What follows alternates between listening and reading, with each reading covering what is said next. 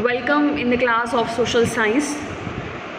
Today we are here to do the chapter number 1 of history, and the name of the chapter is, you all are familiar about the name of the chapter is Nationalism in Europe. Okay, firstly we will do the nationalism in Europe. It is in front of you now, the rise of nationalism in Europe. Now we will do the description about this picture. You all are watching this picture. This is the first picture of your chapter. And what happened over there in 1848, Frederic Sorio, who was a French artist, he prepares a series of 4 prints visualizing his dreams of a world made up of democratic and social republic, as he called them. The first print of the series shows the people of the Europe and America, men and women of all ages and social classes. They were marching in a long train you can see in the picture of the people, and offering homage to the Statue of Liberty. Okay, they are paying homage to the Statue of Liberty as they pass by it. As you would recall, artists of the time of the French Revolution personified liberty as a female figure. Okay, all the artists of that time, they personify the liberty as a female figure. Till the time we don't have an image of anyone, we can't recognize, we can't have a feeling or fellow feelings about that particular person or particular thing. So that's why artists of that time, they personified liberty as a female figure. Here you can recognize the torch of enlightenment as she bears in one hand and the charter of the rights of man in the other. On the earth you can see other images also, images of which are lie shattered others, and you can see they are shattered remains of the symbols of the foreground of the image, lie the shattered remains of symbols of absolutist institutions. Now the question arises, what was his vision? What was Sorio's vision? His utopian vision was the people of the world are grouped as a distinct nation, identified through their flags, national costume.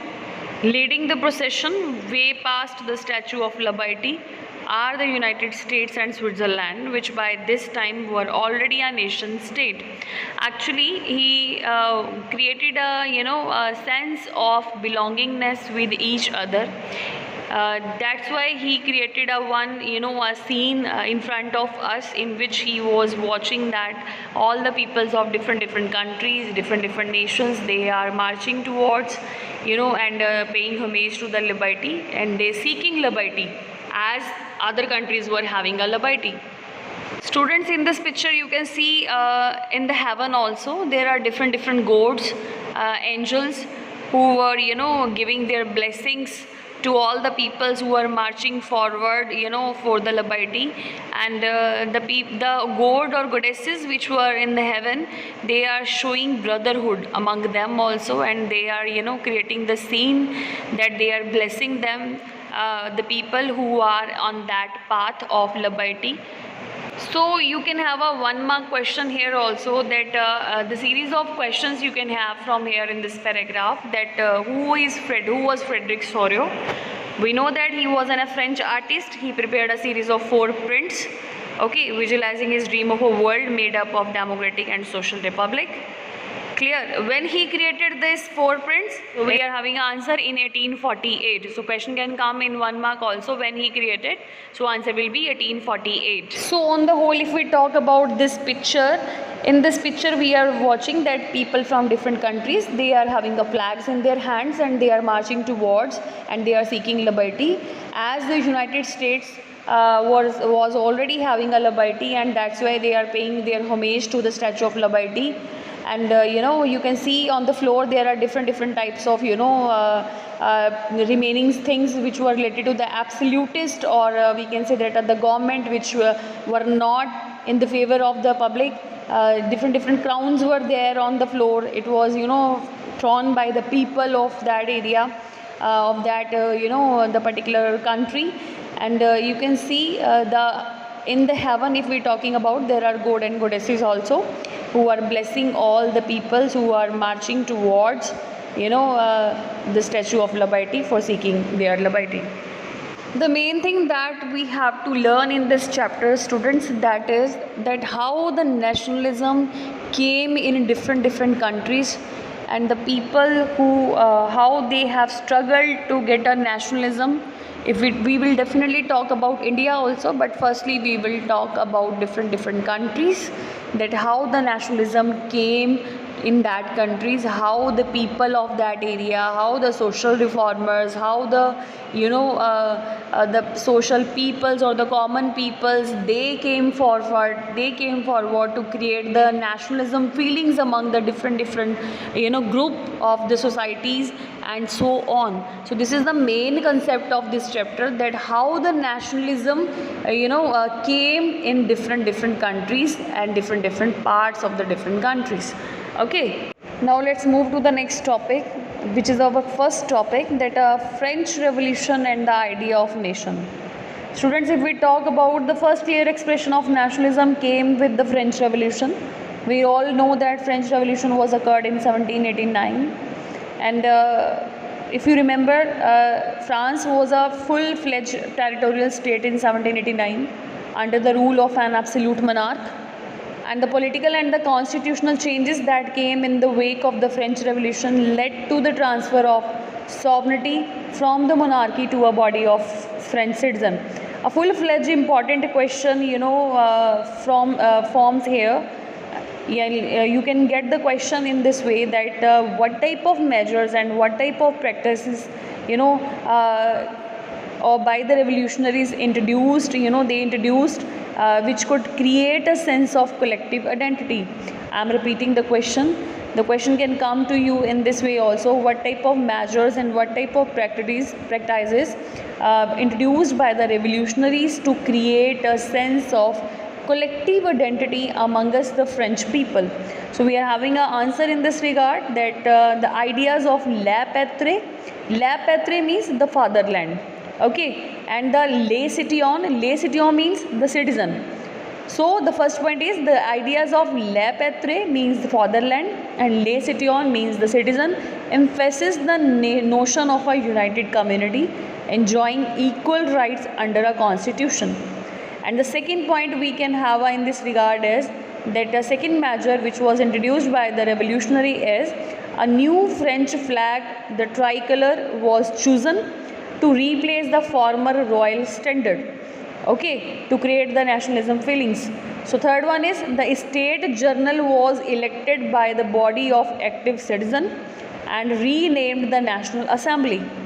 And the fourth point we can make in this regard is new hymns were composed, and oaths were taken. Oath, you already aware about. Oath means like a we can say that a swear of, oaths were taken.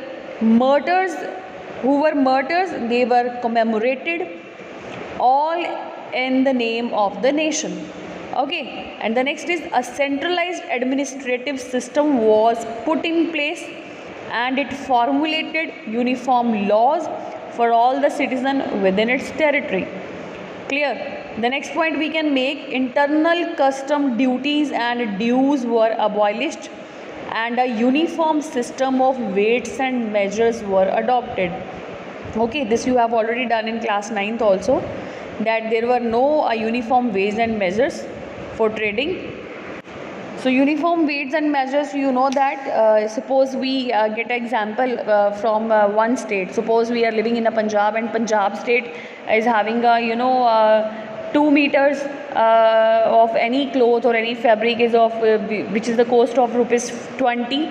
Okay, and the other state is having a same 2 meter fabric, the cost of is 50, and other state is having a rupees 40. So different states were having a different weights and measures. So it was very difficult for the traders or the merchants to make a particular account of all that weights and measures, and it was very difficult for trading for them. So this was a case during French Revolution. So these according to the particular revolutionaries, it was a very much big we can say that a barrier which was not creating the feelings of nationalism. So weights and measures were adopted, uniform system of weights and measures was adopted, and regional dialects, this was the next point, the regional dialects were discouraged, and French, as it was spoken and written in Paris, became the common language of a nation. Clear? So revolutionaries further declared that it was the mission and the destiny of the French nation to liberate the peoples of Europe from despotism. Clear? So in other words, to help other peoples of Europe to become nations. Clear? So this was all about the question that what type of measures were introduced by the French revolutionaries to create a sense of collective identity among us the French people.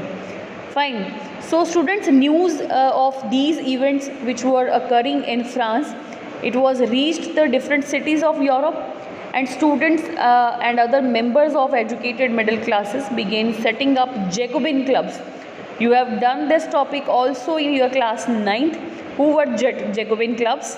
Okay, so their activities and campaigns. Whose activities?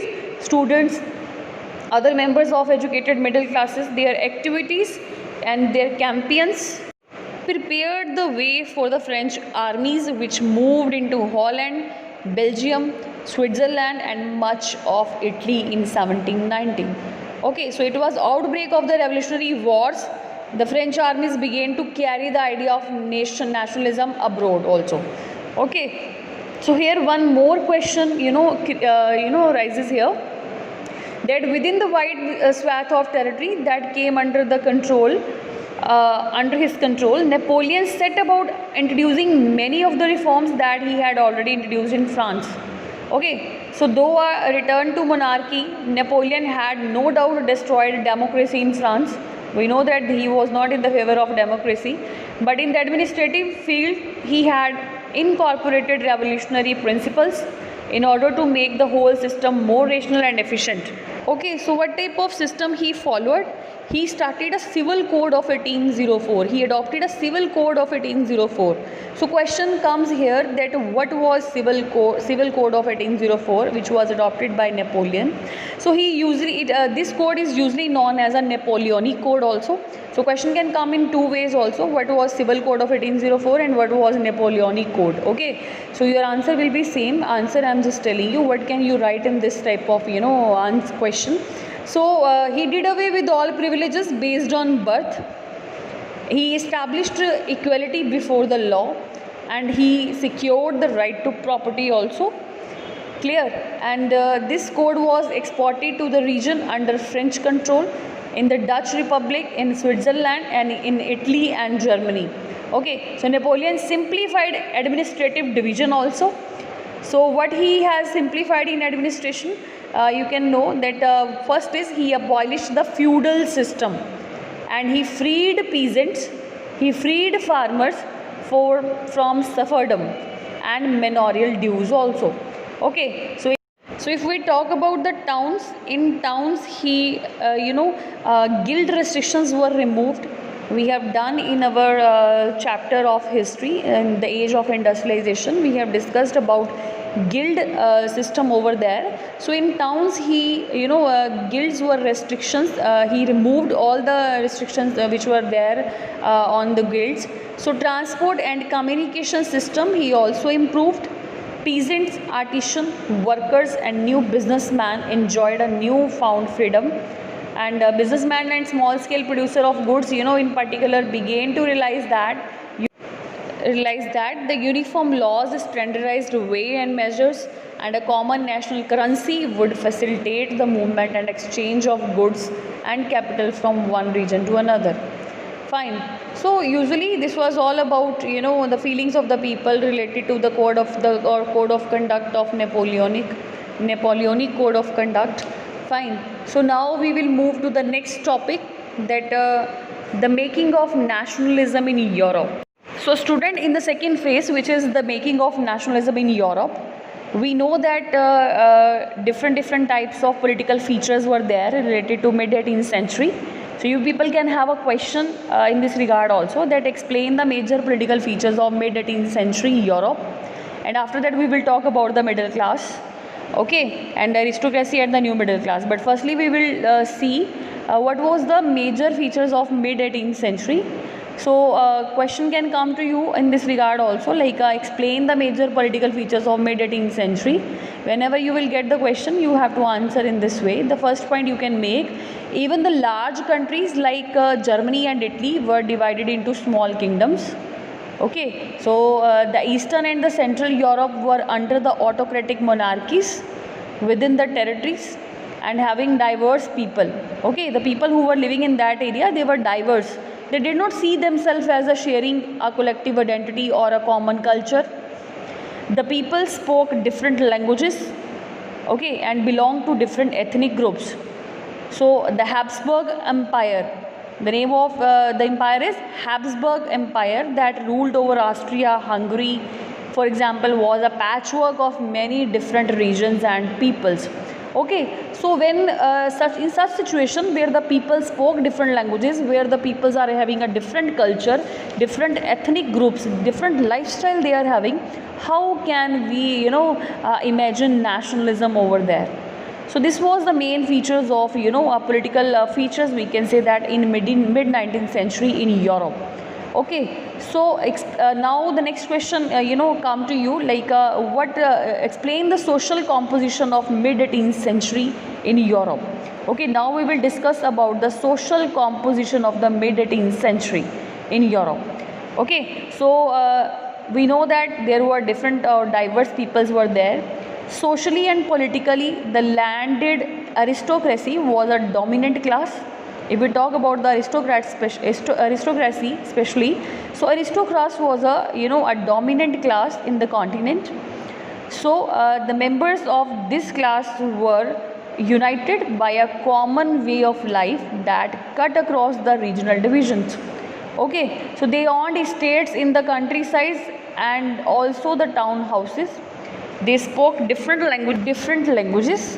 Example, they spoke French for the purpose of diplomacy and in high society, and their families were often connected by ties of marriages. Okay, so this powerful aristocracy was, however, numerical a small group.